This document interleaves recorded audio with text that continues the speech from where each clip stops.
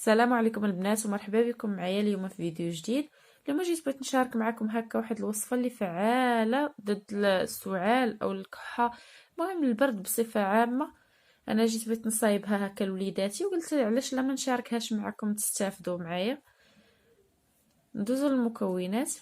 هنا عندي الثومه، ومن الافضل تكون ديك الثومه الحمراء اللي تيكون القشور ديالها حمرين. هنا عندي شويه على الخزامه، نص كاس تاع زيت الزيتون، والمقدار اللي خدينا ديال الزيت كناخذوه ديال الماء عادي من الروبيني. المهم الكميه كتبقى على حسابكم كل واحد، لكن المهم هي راه كتبقى اسبوع. هاد الوصفه تقدروا سيمانه تشربوا فيها ماشي مشكل، ما كتجرى ليها حتى حاجه.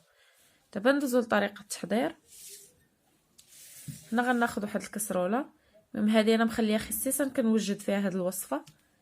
كندير الخزامه، كندير فوقها الثومه، كنضيف داك نص كاس تاع الزيت، كنزيد عليه داك نص كاس تاع الماء صافي، وغنحطهم فوق العافيه. النار تكون مهيله حتى كينشف داك الماء تماما، كيبقى يطبخ حتى كينشف داك الماء، كيبقى غير الزيت. داك الزيت كتكون طالقه فيه ديك الخزامه والثومه ويبرد. وديك الساعه غنعاود نكمل لكم ديالو كيفاش ديال الاستعمال ديالو، كيفاش غادي نستعملوه. المهم انا غنديرو دابا فوق النار حتى ينشف داك الماء مزيان، يبقى ليا غير الزيت ونتلاقى.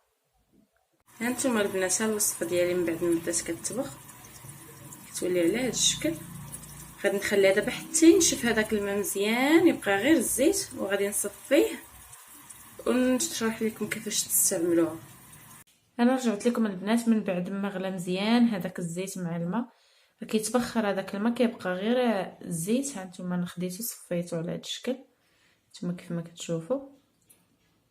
طريقه الاستعمال ديالو كناخذوا معلقه كبيره بالنسبه للناس الكبار، معلقه كبيره في كل من وراء كل وجبه، في الصباح ومع الغداء وفي العشاء كناخذوا معلقه كبيره. وبالنسبه للوليدات الصغار كنعطيوهم معلقه صغيره هكا صافي، وكنغطيوه ينعس.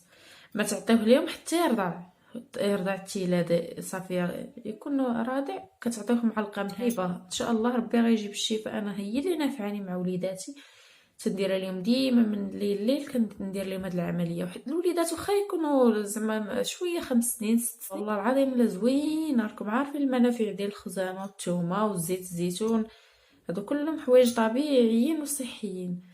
نتمنى الشفاء لجميع المرضى ان شاء الله. نتمنى هاد الوصفه انها تفيدكم في هاد البرد، وإلا عجباتكم ما تنساونيش من لي لايك. والله يشافي الجميع.